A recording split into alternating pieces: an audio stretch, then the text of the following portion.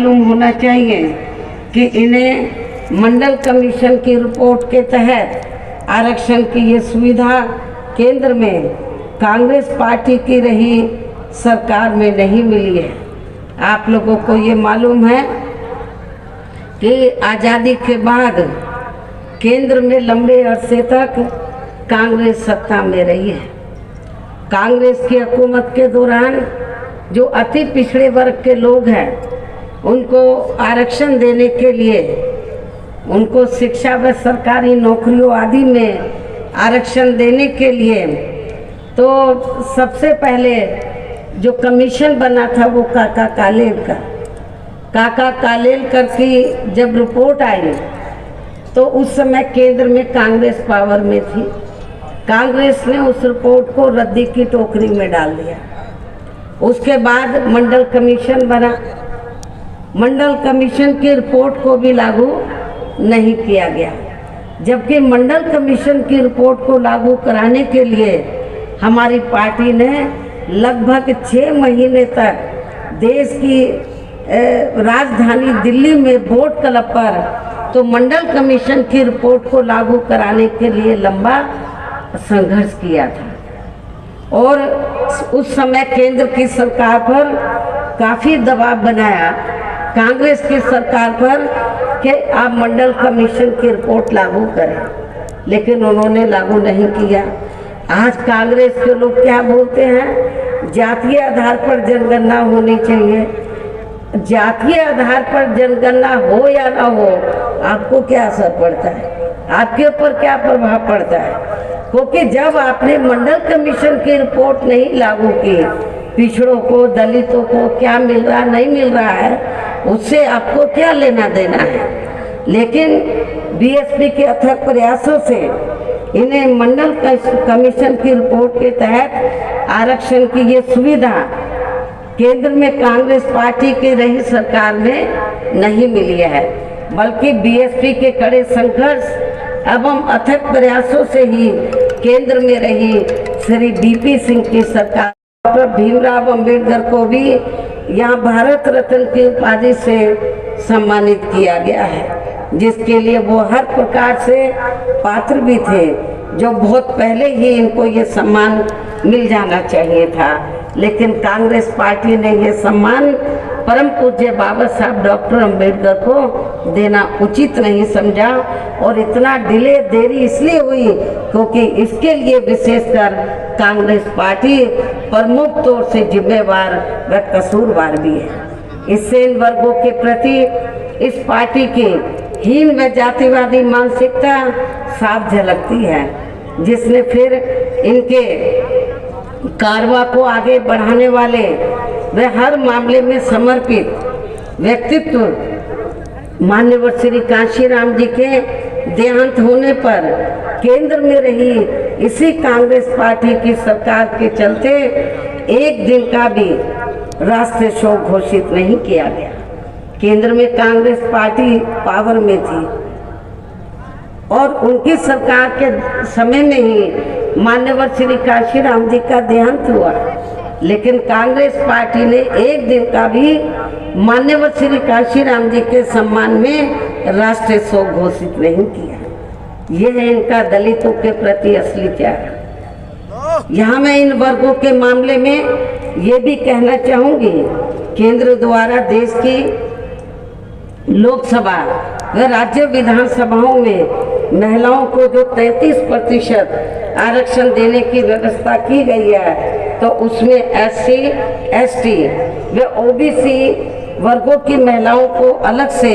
कुछ भी आरक्षण नहीं दिया गया है। इतना ही नहीं,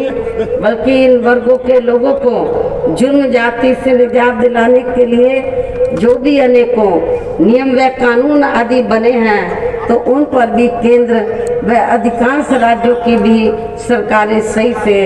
अमल नहीं कर पा रही हैं, जिससे अब यहाँ खासकर दलितों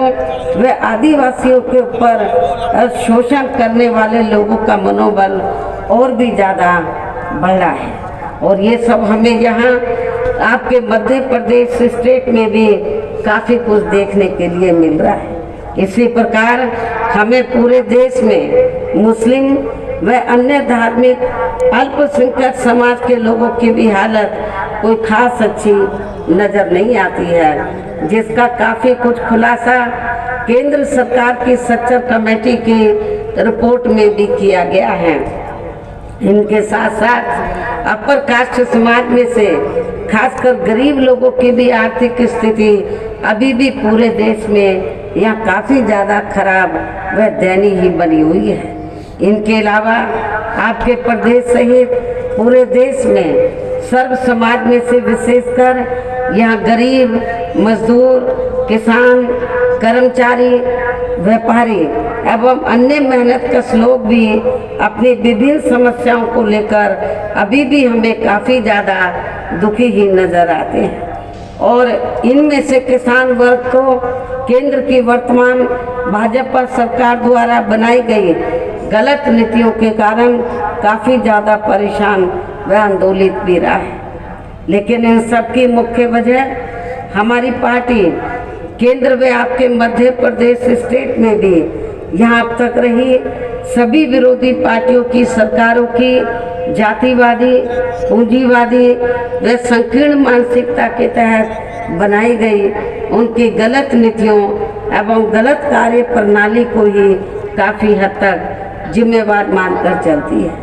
और इस मामले में खासकर इनकी गलत आर्थिक नीतियों की वजह से ही आए दिन यहाँ पूरे देश में गरीबी, बेरोजगारी व महंगाई आदि भी काफ़ी ज़्यादा बढ़ी है। हालांकि इस मामले में शुरू से ही हमारी पार्टी केंद्र व राज्य सरकारों से भी हर स्तर पर ऐसी नीति अपनाने की लगातार ये मांग करती आ रही है कि देश में कुछ गिने चुने पूंजीपतियों व धन्ना सेठों का विकास होने की बजाय बल्कि यहाँ गरीब व आम लोगों का ही विकास होना चाहिए। तभी फिर सही मायने में यहाँ की आम जनता अपनी गरीबी, बेरोजगारी, महंगाई व अन्य और भी समस्याओं से काफ़ी हद तक छुटकारा पा सकती है। इसके साथ साथ अब अपने देश में भ्रष्टाचार भी हर स्तर पर काफ़ी ज़्यादा बढ़ा है, जिससे आपका खुद का अपना मध्य प्रदेश स्टेट भी अछूता नहीं रहा है। और इन सब के लिए हमारी पार्टी आज़ादी के बाद से लेकर अभी तक केंद्र व देश के अधिकांश राज्यों में तथा आपके खुद के अपने मध्य प्रदेश स्टेट में भी ज़्यादातर सत्ता यहाँ गलत पार्टियों में से खासकर कांग्रेस, बीजेपी व इनकी सहयोगी पार्टियों के हाथों में ही आने को मानकर चलती है। और इन सभी विरोधी पार्टियों को हमारी पार्टी इसलिए जिम्मेवार मानकर चलती है क्योंकि आज़ादी के बाद से लेकर अभी तक लगभग ये सभी विरोधी पार्टियां केंद्र व देश के अधिकांश राज्यों में भी ज़्यादातर यहाँ बड़े बड़े पूंजीपतियों व धन्ना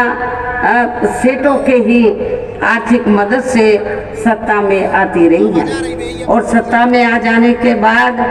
फिर ये पार्टियां अधिकतर मामलों में अपनी आर्थिक एवं अन्य सभी नीतियां यहाँ आम जनता की समस्याओं को दूर करने के हिसाब से तैयार नहीं करती हैं, बल्कि देश के उन बड़े बड़े पूंजीपतियों व धन्ना सेठों को ही फायदा पहुंचाने के हिसाब से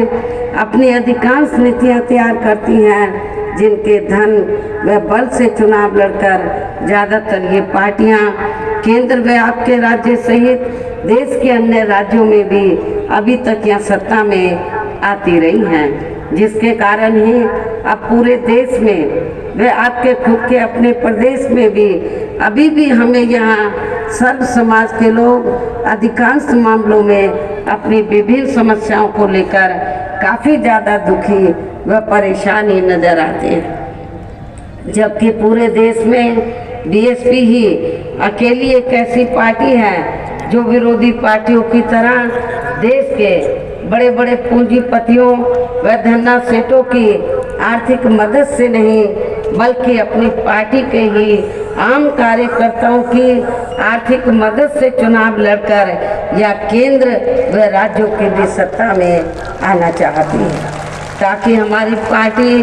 सत्ता में आने के बाद फिर बिना किसी दबाव के वे आज़ाद होकर सर्व समाज के लोगों की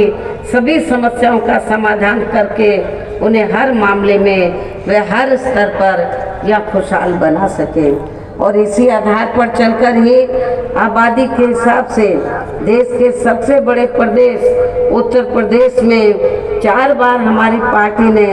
अपने नेतृत्व में वहाँ सरकार भी बनाई है। और हमने अपनी सभी चारों रही सरकारों में अपनी पार्टी के विचारधारा एवं सिद्धांतों के तहत चलकर वैसे तो वहाँ सब समाज के हितों का पूरा ध्यान रखा है, लेकिन सभी मामलों में प्राथमिकता पहले हमने वहाँ सब समाज में से विशेषकर उन दलितों, आदिवासियों, पिछड़े वर्गों, मुस्लिम व अन्य धार्मिक अल्पसंख्यक समाज के लोगों को तथा गरीब एवं असहाय लोगों को ही दिया है, जिनकी वहाँ हर मामले में हर स्तर पर सभी विरोधी पार्टियों की रही सरकारों में उनकी हीन, जातिवादी, संकीर्ण व पूंजीवादी सोच होने के कारण काफ़ी ज़्यादा उपेक्षा की गई है। इसके साथ साथ हमने उत्तर प्रदेश में गरीब एवं बेरोजगार लोगों को दूसरी पार्टियों की रही सरकारों की तरह मामूली सा बेरोजगारी भत्ता न देकर उन्हें बड़ी तादाद में सरकारी एवं गैर सरकारी क्षेत्रों में स्थायी रोजगार भी उपलब्ध कराए हैं। साथ ही गरीब भूमिहीन लोगों को खेती करने के लिए उन्हें फ्री सरकारी ज़मीन भी दी है, जिससे वहाँ लाखों गरीब लोगों को फायदा पहुँचा है। आवासीन लोगों को सरकारी खर्चे से उनके पक्के मकान बना कर दिए। अनेकों ऐसी बहुत हमने सुविधाएं दबे कुचले लोगों को, गरीबों को दी है। इसके अलावा हमारी पार्टी की रही सरकार ने वहाँ विभिन्न क्षेत्रों में लगे लोगों के साथ साथ छात्रों, युवाओं, महिलाओं व बुजुर्गों आदि के हितों में भी अनेकों महत्वपूर्ण व ऐतिहासिक कार्य किए हैं, जिनसे उन्हें काफ़ी ज़्यादा लाभ पहुंचा है।